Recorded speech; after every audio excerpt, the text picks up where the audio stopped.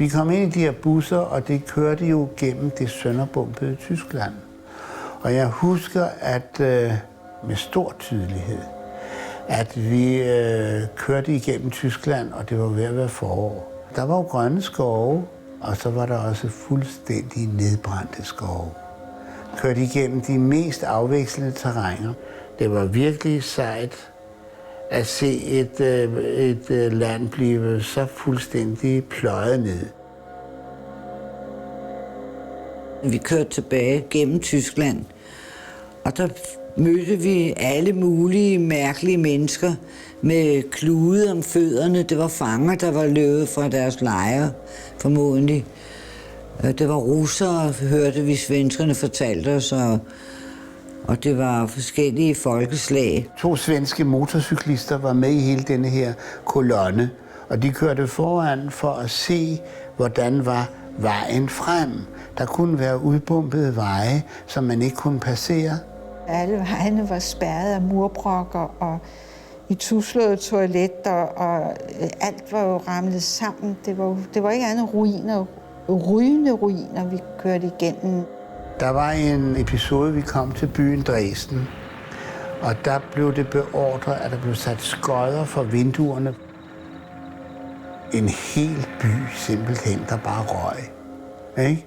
Og den var virkelig lagt ned til jorden. Og kørte vi videre, og det gik jo over dage. Vi måtte jo nogle gange køre med bussen ind i en skov, ganske for bussen overmalet med røde kors på taget, for at overflyvende flyver ikke skulle bombe.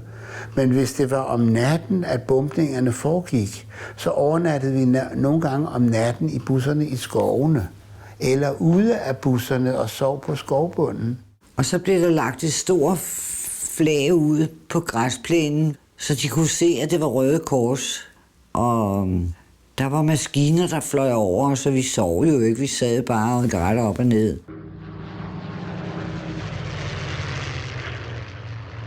Vi så flammekaster og lyskaster og bomber, og det rungede i jorden, gungrede under os. Og jeg gled helt ned på gulvet og sad med dokumeter i armene og bare holdt mig for ørerne, og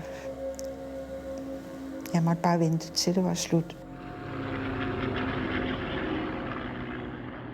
Min far, han sagde, Bjørn, nu går vi ud i skoven, og så skider vi på Tyskland, for det der er tid og plads til her.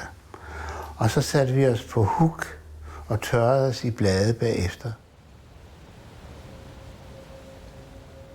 Så hen på morgenen, så stillede alt det her skyderi af, og efter et stykke tid, så sagde vores konvojfører, at nu mente han, det var stoppet, og vi kunne godt fortsætte.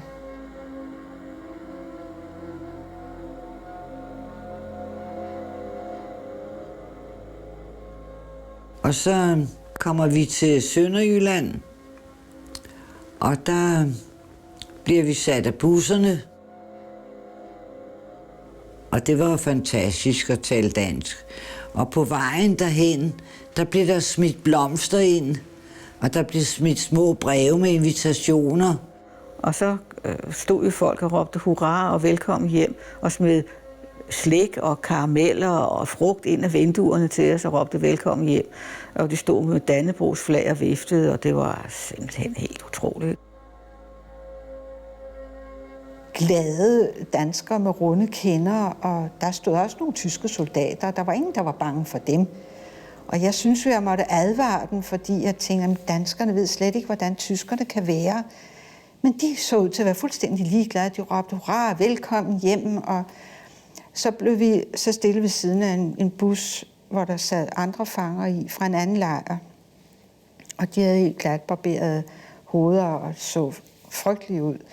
Og så rullede de vinduerne ned, det gjorde vi også, og spurgte, hvor har I været? De kom fra Neuengamme.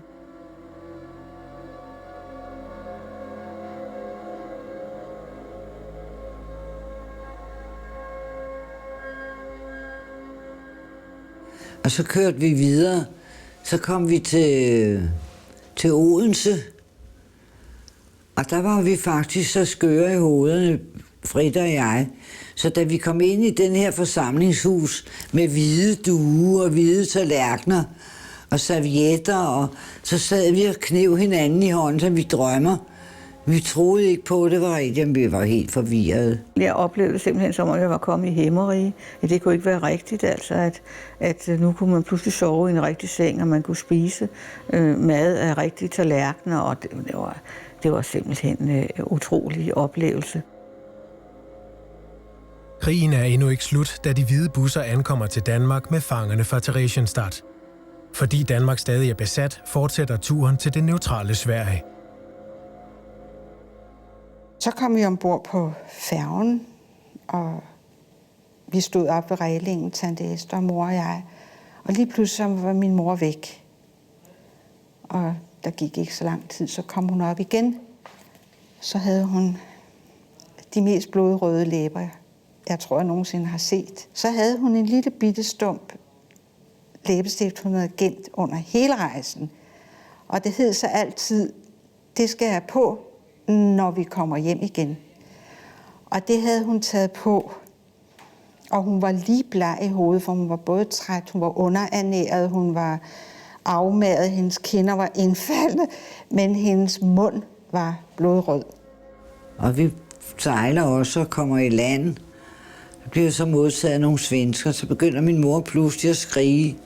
Det er en fæle, det er en fæle, siger hun, det er tyskere. Tysker? Hvor ser du tysker?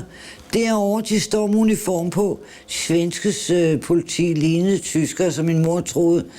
Hun kunne slet ikke finde ud af, at vi havde været i Danmark, og man var jo helt forvirret af alt det her. Kunne slet ikke fatte noget.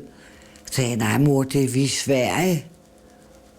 Er du sikker, sagde hun. Sagde, ja mor, de taler svensk, du kan høre. Det er i Sverige. Jeg måtte berolige hende, og min far sagde, vi er redde. Så vi kom altså til Sverige, og der blev vi jo behandlet kongeligt. Vi blev afluset, vi blev simpelthen skrubbet og vasket og fik helt nyt tøj, og vi skulle resocialiseres, som det hedder med et smukt ord i dag. Vi skulle først blive mennesker igen.